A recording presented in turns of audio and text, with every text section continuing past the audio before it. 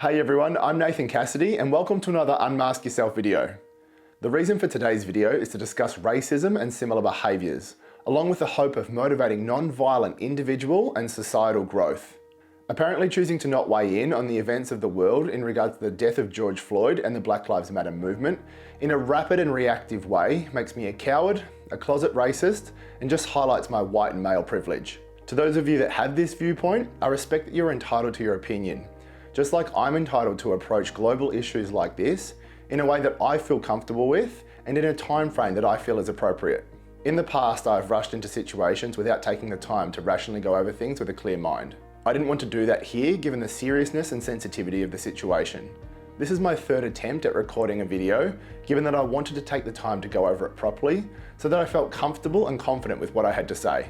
I'm at that point now, but before I start, here's a bit about me. I support human rights regardless of age, race, religion, gender, sexual preference, career, financial status, or any other label you might fall under. I myself have Aboriginal heritage and I'm proud of this, and I'm grateful for the opportunities that this has given me and my family. I grew up in Aboriginal subsidised housing, and as a kid was fortunate enough to be part of Aboriginal youth groups that allowed me to participate in fully funded activities during school holidays and other times throughout the year that I would have otherwise not been able to do.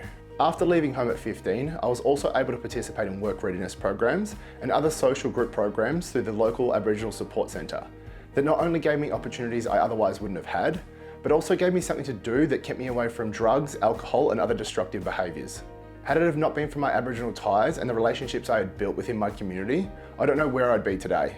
Those ties are what gave me the opportunity to leave my home state of Victoria and move to Western Australia, where I was able to thrive and grow into the man I'm proud to be today.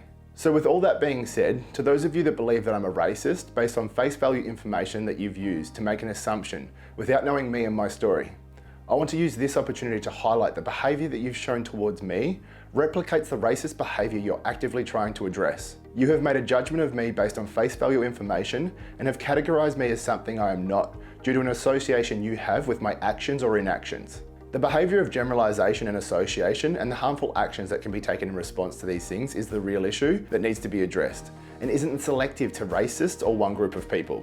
To highlight this further, I'm going to use the events in the US as the example, given that this is what has brought all of this up in the first place. The riots and violence that have been experienced over the last few weeks have been conducted by a small percentage of people that are out there in their communities protesting.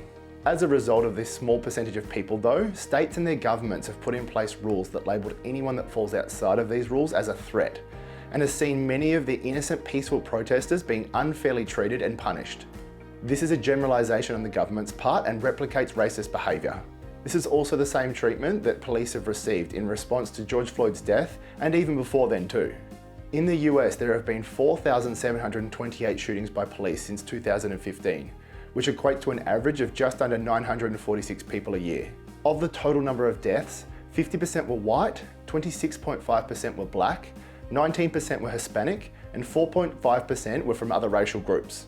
There were 635,781 sworn police officers in the US in 2015, and now in 2020, there are over 800,000. So let's go in the middle and say that on average, there were 718,000 sworn police officers a year during this period. Using these numbers, along with the numbers of black lives lost, this equates to an average of 0.03% of sworn police officers that have taken the lives of a black American over the last 5 years. I'm not highlighting these numbers to dismiss the fact that changes are needed and that racism is a very real issue, because they definitely are needed and it definitely is real. The recent death of George Floyd was disgusting and needs to be handled appropriately so that this never happens again. I'm highlighting these numbers for 3 reasons though. 1, to show that the vast majority of police officers are in their roles to uphold law and order, not to seek out and harm black Americans. 2, that labelling hundreds of thousands of honest police officers with a label they don't deserve, based on the actions of 0.03% of their colleagues, is again the same behaviour we all want to see change. And 3, to highlight that regardless of the colour of someone's skin, that what has happened to George Floyd and the 4,728 other people over the last 5 years is not okay. Policies, training, screening and laws need to be put in place to help protect everyone and to address the inappropriate use of force and weapons in the line of duty and other positions of power, full stop. Along with screening out things like racism, especially in positions where these beliefs could potentially put lives at risk. An eye for an eye and the world will go blind. We can't fix a problem by choosing to replicate it. So instead, let's work together to not let this happen and to tackle these issues as a whole so that everyone feels safe and free from discrimination, regardless of our differences.